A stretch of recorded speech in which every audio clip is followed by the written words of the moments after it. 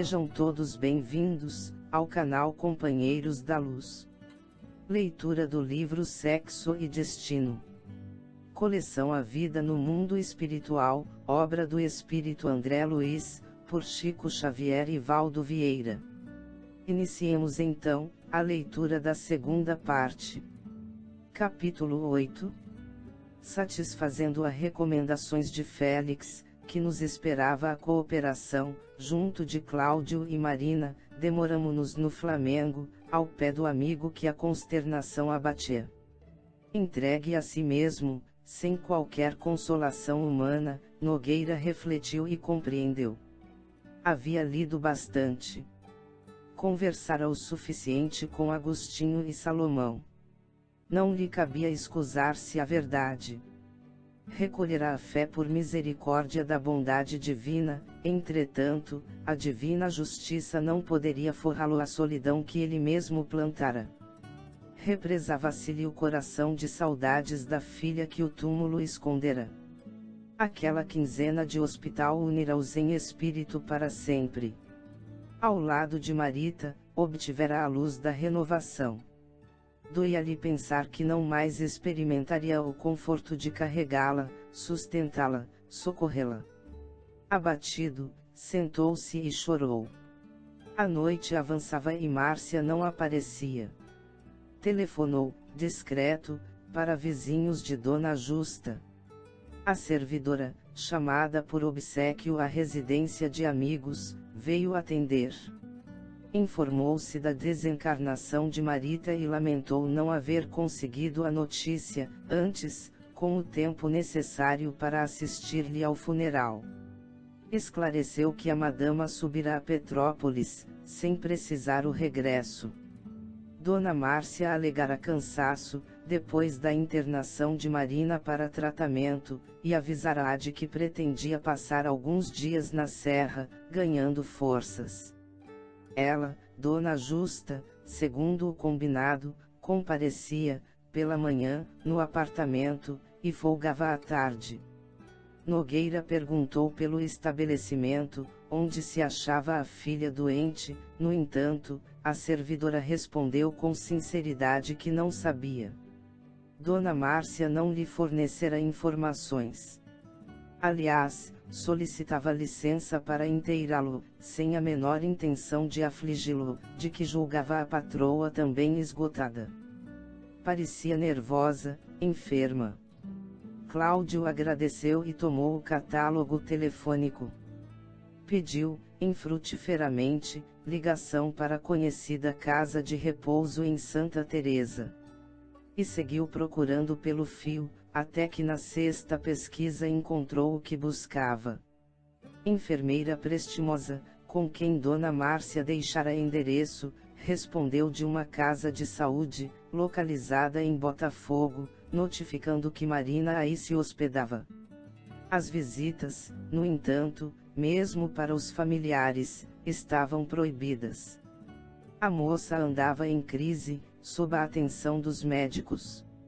Mesmo na condição de progenitor, que ele fizesse a gentileza de ouvir a administração, antes de procurar pessoalmente avistá-la. Cláudio acolheu-se à poltrona, a fim de pensar. Restava a casa dos Torres. Gilberto, com certeza, poderia elucidá-lo, entretanto, a figura do rapaz assomava-lhe a imaginação semelhante a bisturi que lhe retalhasse uma chaga mental. Rememorava a entrevista do Lido, em que lhe laqueara a boa-fé, e envergonhava-se. Meditou. Examinou-se sem compaixão para consigo, e acabou inferindo que, se quisesse realmente apresentar personalidade nova, não lhe cabia isentar-se das consequências que as passadas faltas lhe propunham. Consolidado o raciocínio, não mais vacilou. Recorreu ao fone com escassa esperança de ouvir o rapaz, já que o relógio assinalava mais de 9 da noite, mas o moço atendeu. Não obstante acanhado, Cláudio expressou-lhe o pesar pelo falecimento da genitora, ao mesmo tempo que lhe comunicava a perda de Marita.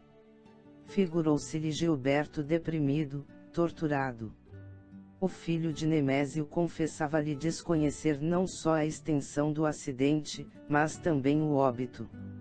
De certo que, pelas provações da família, com a lenta agonia de Dona Beatriz e com a enfermidade de Marina, que logo se lhe seguiu, não tivessem Dona Márcia e a filha encontrado ocasião para referir-lhe a gravidade das ocorrências. Lastimava o sucedido e enviava pêsames. Prezara sempre em Marita uma irmã pelo coração. Consultado por Nogueira, explicou que Marina fora acometida por acessos de fúria. O facultativo de confiança admitira demência precoce, mas desistira da assistência. Entregara o problema a psiquiatras. O diálogo prosseguiu. Antecipando justificativas, Gilberto anunciou haver assumido novas resoluções, nos dias últimos. Quando no encontro de ambos, em Copacabana, estava, sim, decidido a casar-se mais cedo, desposar Marina e recolher-se à tranquilidade do lar, mas, apreensivo ao ver a moça doente qual se achava, o pai, embora reconhecido aos serviços que a jovem lhes prestara, impelira-o à mudança de rumo. O genitor, que se achava ausente em descanso restaurativo, usara franqueza. Não aprovaria o casamento, não considerava Marina suficientemente habilitada para as responsabilidades do matrimônio. Além disso, falara-lhe de certas coisas e aconselhara-o a sair do Rio.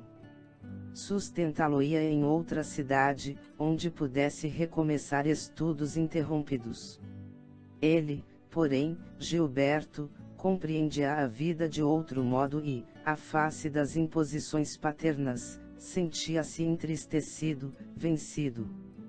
Cláudio aceitou as alegações com humildade e acentuou que ele era ainda muito jovem, que não devia opor contradita aos conselhos de Torres pai e sim continuar refletindo, de vez que casamento, em qualquer pessoa, reclama liberdade, consciência.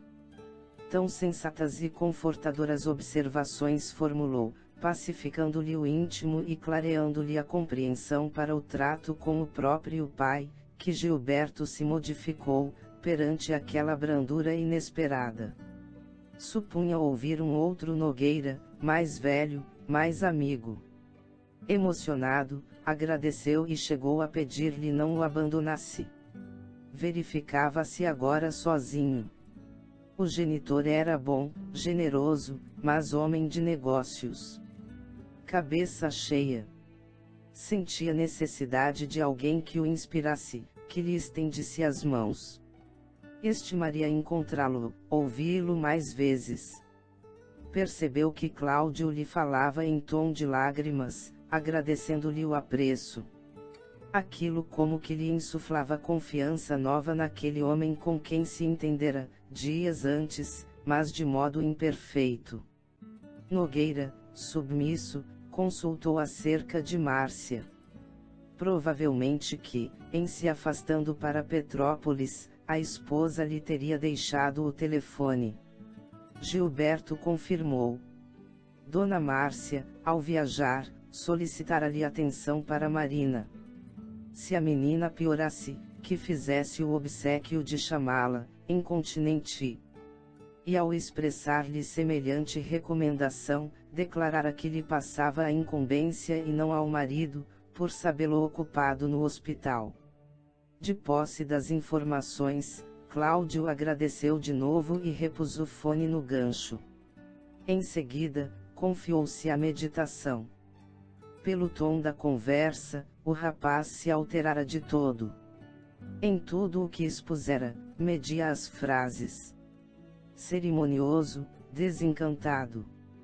E que teria desejado dizer com aquelas duas palavras certas coisas. Ele, Nogueira, sentia-se renovado, entretanto, a experiência do passado constituía-lhe o fundo da grande transformação. Não ignorava que a filha se arriscava à dualidade perigosa, na aventura afetiva. Convencia-se de que algo de muito grave teria ocorrido. Era bastante maduro para não desconfiar de que pai ou filho houvesse apanhado algum flagrante desagradável. Deduzia que a jovem baqueara, caindo em abatimento, como quem achara nisso a deserção de si mesma. Pensou nela e compadeceu-se. Afinal, não se fizera crente para censurar. Aspirava a compreender, servir. Sabia agora que a obsessão provocava tragédias. E ele mesmo, que nunca auxiliara a filha, na edificação da vida íntima, não podia queixar-se. Cismou, e depois das 10, chamou a esposa. Dona Márcia respondeu. Interpelada, comunicou estar descansando, junto de pessoas amigas. Ciente da morte de Marita, confessou-se aliviada. Não a desejava sobrevivendo ao desastre, deformada como a vira. Alinhou comentários desairosos, festiste. Pela inflexão com que se manifestava, o esposo reconheceu-a num dos dias mais infelizes. Sarcasmo em cada sílaba. Irritação à mostra. Cláudio apequenou-se, rogou desculpas. Não queria interromper-lhe a excursão. Não conseguia, porém, sossegar-se quanto à filha doente. Se possível, ensinasse a ele o melhor caminho de visitá-la com urgência. Solicitava-lhe o nome dos médicos amigos. Esperava colher-lhes a opinião. A palavra dele deslizava tão mansamente no fio que a interlocutora mudou de jeito. Amaciou-se. Informou que precisava completar informações com amigas, que ele, Cláudio, aguardasse um minutinho. Transcorridos instantes breves, voltou participando que viria ao Rio, na manhã seguinte, a fim de conversarem. Guardava certos assuntos para tratar com ele, mas preferia falar-lhe de boca a boca. Que ele a esperasse no Flamengo. Chegaria cedo, de automóvel, apenas com o objetivo de vê-lo e retornar ao hotel serrano em que repousava. Efetivamente, no dia imediato, antes das 9 da manhã, logo após entender-se com Dona Justa, em matéria caseira, viu-se o bancário defrontado pela esposa. Dona Márcia parecia regressar de outro país. Adereçada, sorridente. Os cabelos em penteado excêntrico realçavam-lhe a graça, remoçando-a inteiramente. Harmonizava-se a maquilagem com o róseo do vestido novo. O porte se lhe erguia nos sapatos de salto alto, com a esbelteza da cegonha jovem, quando caminha descuidada em campo livre. Exibia cores, destilava perfumes.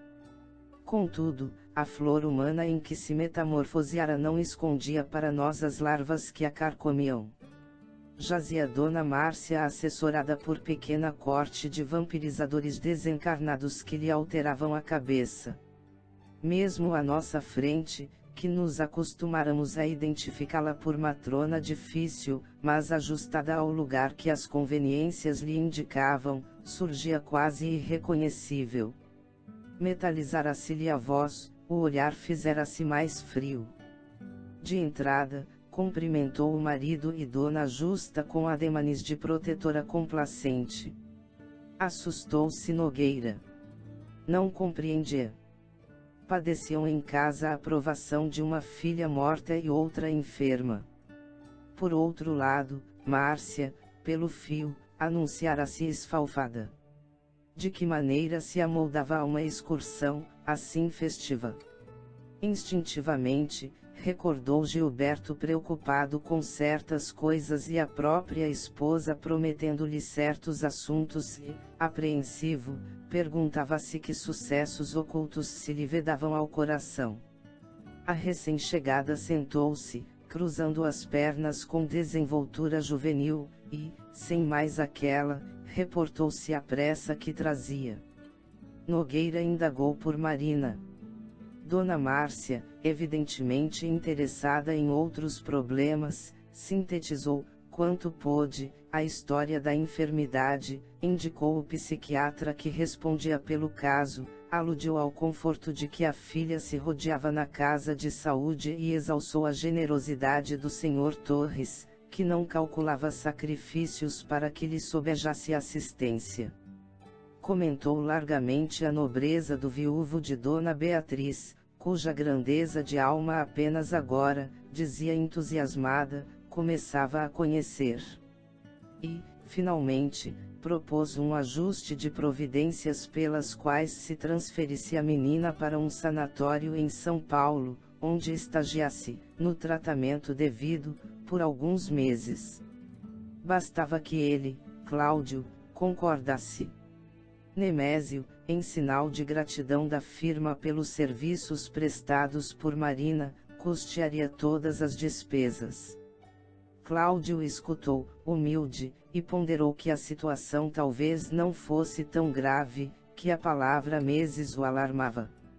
Acreditava que a filha, conjugando medicação do corpo e da alma, lograria recuperar-se em menos tempo. Argumentou, sensato. Demonstrou, sem afetação de virtude, que não lhe seria lícito abandoná-la, destacou que a proteção dinheirosa significava muitíssimo, principalmente naquela hora em que os cuidados exigidos por Marita lhe haviam esgotado as reservas, mas admitia que a filhinha conturbada reclamava deles carinho, dedicação. Após enfileirar judiciosos apontamentos que a interlocutora recebia, contrafeita, levantou para ela os olhos súplices e convidou-a, com dignidade, a abraçar, junto dele, uma existência nova. Vida de harmonia, de construção recíproca. Sincero, confiou-lhe todos os propósitos diferentes que edificara naqueles dias de luta, dos quais emergira transformado. Descerrava-lhe o íntimo. Fizera-se espírita cristão. Sentia-se outro homem. Participou-lhe que, entre ele e o passado, erigia-se a fé por barreira de luz.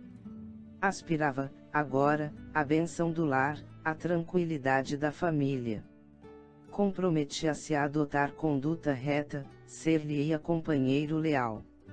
Não lhe constrangeria o ânimo a aceitar-lhe as ideias, no entanto, anelava mostrar-lhe quanto a amava. Disse-lhe que vinha orando, desde a véspera, rogando a Jesus o inspirasse, no sentido de revelar-se a ela abertamente, para que ela, Márcia, lhe perdoasse e o compreendesse. Concedia-lhes Deus o futuro à frente. Penitenciar-se-ia quanto aos erros cometidos, dispunha-se a testemunhar-lhe fidelidade, afeição. A senhora, porém, aprumou-se de um salto, plantou as mãos na cintura, numa risada de escárnio, e zombeteou. Sim, senhor. O diabo, depois de velho, se fez ermitão. Sempre a mesma história. E aditou com ar de troça. Era só o que faltava. Você espírita. Eu logo vi. Juro que no hospital você já estava nessa baboseira. Aquele jeito de conversar, quando Nemésio e eu fomos lá, aquele modo de tratar Marita. Ora, quem teria hipnotizado você dessa forma? O marido, arrancado à esperança que alentava no sentido de se reconciliarem para uma experiência doméstica respeitável e batido na fé que principiava a entesourar, objurgou, francamente ofendido. Mas você conhece o espiritismo. Márcia, obsidiada, com a disposição de quem procura deixar o carreiro, trilhado desde muito, para arrojar-se a outro caminho, revidou, irônica. Perfeitamente, conheço sim. Quando Aracélia morreu, andei conversando nisso com amigas e acabei desistindo. Espiritismo é um movimento de pessoas, querendo sentar cachorros no banco e apanhar estrelas como se fossem laranjas. Bobagem. Nós todos no mundo somos canalhas. Eu sou, você é, os outros são. Os espíritas me parecem cães querendo sentar na poltrona da falsa virtude. Asneira deles. Temos de rolar é no chão mesmo. Eu não penso assim. Pois se você pensa de maneira diversa e se é verdade tudo o que você me falou, é pena que a mudança chegue tão tarde. Venho de Petrópolis, justamente para dizer a você que entre nós tudo está acabado. Agora, meu velho, faça a sua vida, que eu vou me arranjar. E continuou alegando que, depois de sofrer tantos anos, naquele apartamento que apelidava por minha gaiola, iria fazer ninho certo. Esperaria tão somente as melhoras de Marina, a fim de promover o desquite.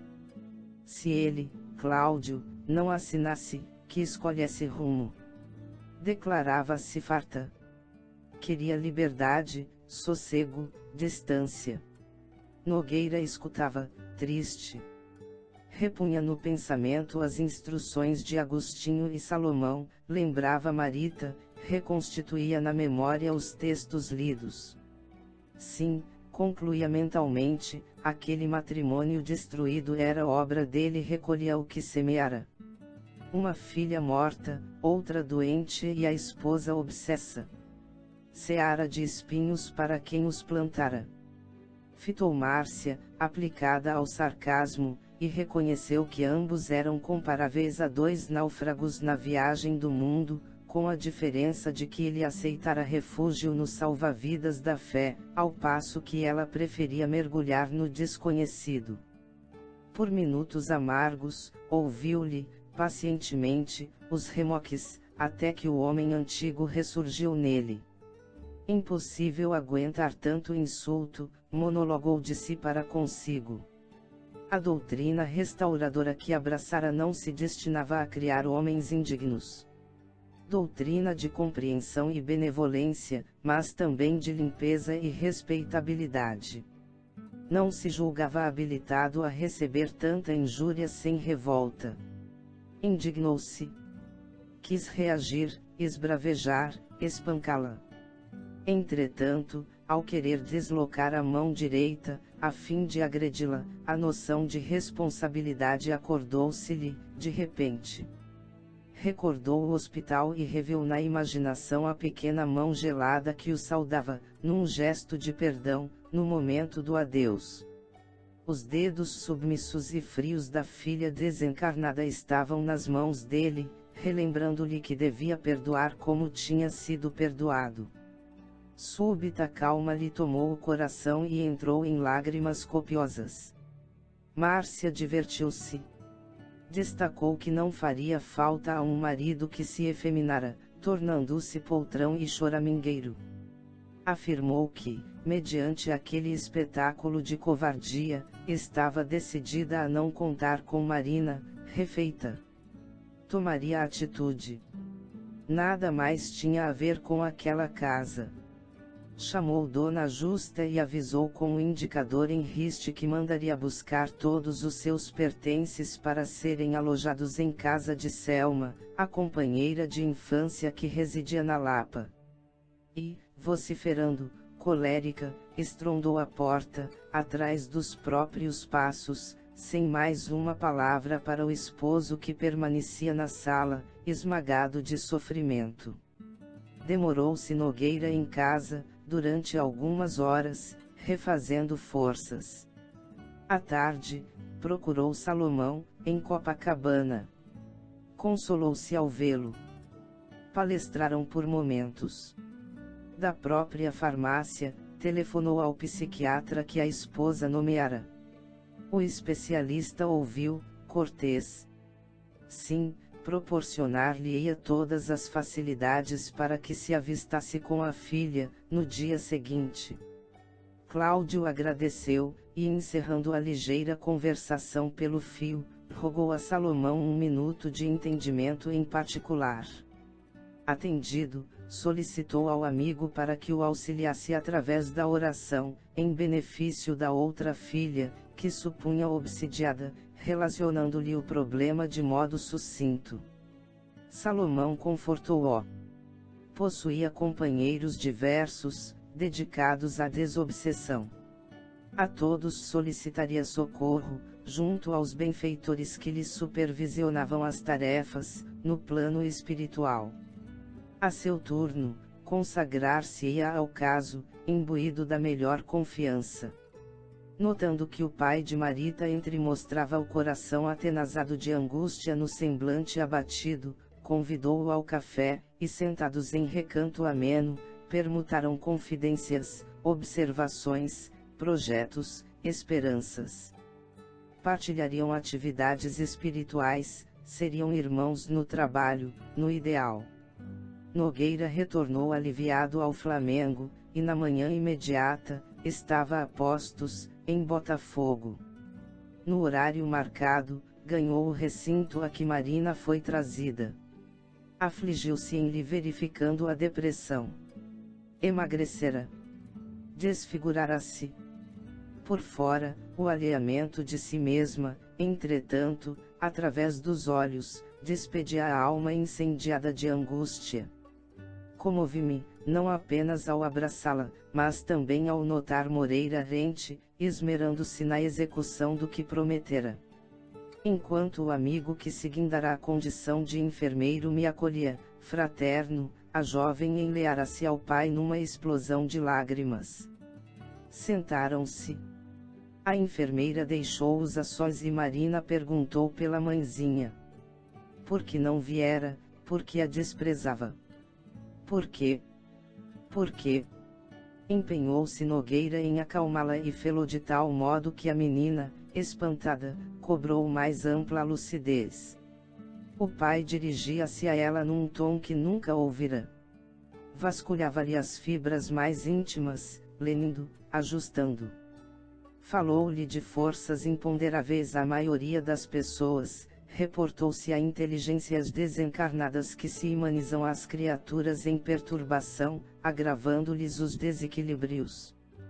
Persuadiu-a quanto à obrigação de acatar as instruções médicas, participou-lhe que fora iniciado nos júbilos da prece, desde o acidente que lhes arrebatara Marita, de cuja desencarnação a inteirou com afetuosa cautela. Transmitir-lhe-ia oportunamente as instruções que recebera de amigos, acerca da reencarnação, do sofrimento reparador, da obsessão e do intercâmbio espiritual. Estudariam juntos e acrescentou, piedoso, mesmo que Márcia não quisesse. Que ela, Marina, guardasse paciência, calma, inspirando confiança naqueles que a tratavam. Dissesse a ele, pai renovado pela fé, o que mais a preocupava. Achava-se ali para alentá-la, entendê-la. Que se desabafasse, para que ele soubesse por onde começar. Nada lhe ocultasse, nada temesse. Queria vê-la robusta, feliz. Todas as palavras lhe escapavam da boca impregnadas de tanto carinho, e clareadas por tamanho amor, que ela se lhe aconchegou ao peito com mais devoção, lembrando alguém que se agarrasse à inesperada raiz ao escorregar na direção de queda fatal. Perguntou ao pai se ele algum dia chegará a ouvir vozes estranhas, se já divisara vultos que ninguém percebia. Cláudio acariciou-a, assegurando que lhe explicaria semelhantes fenômenos tão logo a visse refeita, insistindo, porém, para que o auxiliasse com as informações de que carecia, a fim de prestar-lhe o apoio necessário. Foi então que a filha, implorando a ele não a condenasse e estimulada pelo sorriso bondoso com que era ouvida, descreveu para o genitor os caprichos femininos com que requestara Nemésio Torres. Ele, amadurecido, ela, quase criança, contudo, ensoberbece-se ao reconhecê-lo chefe e vassalo. A princípio, os passeios alegres, o dinheiro a rodo, os afagos recíprocos, aos quais ela se entregava muito mais pela vaidade de impressioná-lo que por motivos de atração. Contou como Nemésio, cativo, deu para escravizá-la. Historiou a noite em que ele a embriagara de propósito, quando lhe despertou nos braços, dentro de uma casa rústica em São Conrado, que, até então, não conhecia. Desde essa época se lhe fizera companheira, entrando, a instâncias dele, para o serviço de Dona Beatriz, para que a tivesse sempre à mão. Apaixonara-se por ela, repetia-lhe declarações, aspirava a desposá-la, assim que a viuvez sobreviesse naturalmente. Mas Gilberto aparecera, e por mais lutasse contra si própria, não conseguira controlar-se. Desde o primeiro encontro, adivinhou nele o homem com que sonhava. Pintando as emoções ao vivo, com todas as tintas de realismo que o delírio lhe punha nas palavras, confessou que o provocara, afastando-o deliberadamente da irmã, e vingando-se de Nemésio, copiou-lhe a iniciativa. Numa noite de farra, impeliu-o a exceder-se no uísque e, ao tê-lo inflamado, conduziu-o, ela mesma, ao quarto de que dispunha no lar dos Torres, a título de fazê-lo descansar, para entregar-se a ele, sem qualquer noção de vigilância ou censura. Ao acordar, induzira-o a crer-se responsável pelo futuro. Passara, dessa forma, a dividir-se com habilidade entre um e outro, embora conservasse a indiferença por Nemésio transformada em aversão. Quanto mais se comunicava com o filho, mais detestava o genitor, até que a morte de Dona Beatriz precipitara os acontecimentos. Observando o chefe positivamente decidido ao matrimônio, apegara-se-lhe ao filho com loucura, a ponto de ser surpreendida por Nemésio, em situação desconcertante. Nogueira escutava, compungido. Detinha a impressão de tomar contato com os familiares pela primeira vez, em toda a vida. Machucado ainda pelas considerações de Márcia, ignorava agora quais as feridas que mais lhe doíam na alma, se as que a insensibilidade da esposa lhe abrira no espírito, se as que lhe eram produzidas nos tecidos do coração pelos segredos da filha padecente. Enlaçou-a, porém, com mais ternura, e Marina, encorajada, repetiu que anelava libertar-se de Torres pai, ansiando casar-se com Gilberto, ser-lhe a esposa no lar, compreendê-lo, torná-lo feliz. Cláudio prometeu cooperar, destacando, no entanto, a necessidade da saúde primeiro. Contudo, o doloroso relatório não terminara. Imprescindível sorvesse o cálice até Alia. Em frases entrecortadas de soluços, Marina cientificou-o de que fora visitada, ali mesmo, por Nemésio, 4 dias antes, acentuou que o chefe se prevalecera da intimidade e lhe asseverara que não acederia ao filho de modo algum, que a esperaria para as segundas núpcias e que manteria todos os compromissos formulados anteriormente, no sentido de enobrecê-la no casamento e beneficiar-lhe toda a família, se ela abandonasse o rapaz, que ele, na qualidade de pai, pretendia remover para o sul. Porque respondesse claramente que não renunciaria a Gilberto, implorando-lhe perdão e que a tratasse por filha, revoltara-se, ameaçando-a. Se o preterisse, matá-la-ia. Ela chorara, suplicara com paixão, assegurando que não tinha coragem de continuar fingindo por mais tempo. Amava Gilberto, queria sarar, viver com ele e por ele. Nemésio rira, mordaz, acentuando que ela lhe pagaria a desconsideração, que jamais lhe permitiria a felicidade junto daquele filho que passara a odiar e que, para humilhá-la, assintosamente, conquistará as atenções de Márcia, sem resistência, decidindo-se a levá-la para Petrópolis, em substituição dela mesma. Cláudio ambicionava crer que a jovem tresvariava, mas a lembrança da esposa transtornada comprovava o que ouvia, e quanto a mim, recolhia de Moreira a devida confirmação. O enfermeiro, em breves palavras, deixara-me saber que chusmas de espíritos perturbadores, após a desencarnação de Beatriz, lhe haviam arrebatado o marido, explorando-lhe as energias genésicas. Nogueira percebeu a gravidade do problema, no entanto, ao término da entrevista, reconfortou a filha, descortinando-lhe paz e esperança à mente atormentada. Recomendou-lhe trabalho, confiança, paciência e controle, a fim de recuperar-se, mais depressa, e garantiu-lhe que se entenderia com Márcia e com ambos os Torres, para que os planos da felicidade futura fossem concretizados em harmonia.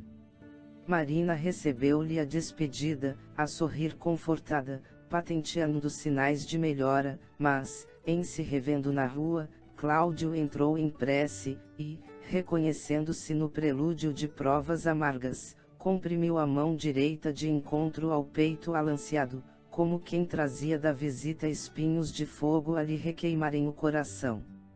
Chegamos ao final deste capítulo. Não percam o próximo desta segunda parte, de número 9. Muito obrigado, boa reflexão, que Jesus abençoe a todos.